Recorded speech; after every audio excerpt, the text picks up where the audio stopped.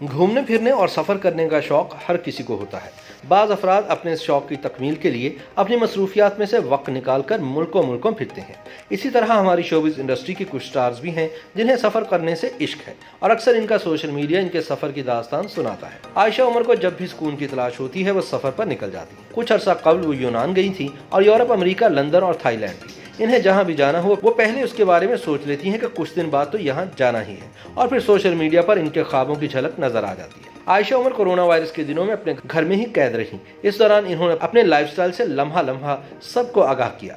सबा कमर को भी सफ़र का खासा शौक है। वो कभी पेरिस, कभी लंदन और कभी पाकिस्तान के खूबसूरत इलाकों में सुकून की तलाश में नजर आती है। सबा सबसे ज़्यादा इंजॉय पेरिस में क़याम को करती है, लेकिन इन्हें हर वो जगह पसंद है जहां मस्बत लोग मौजूद हों और जिनके गिर्द रहकर वो खुद को तन्हा महसूस ना करे। इकरा अजीज को आज़रबाईजान से तो इश्क ही हो गया था। वो सफ़र पर जाने की इतनी शौकीन है कि इन्होंने शादी से पहले भी यासिर को जानने के लिए पेरिस के सफ़र का फैसला किया था। अदाकारा सरवत गिलानी की ज़िंदगी में सफ़र करना तो जैसे सांस लेने जितना ही अहम है।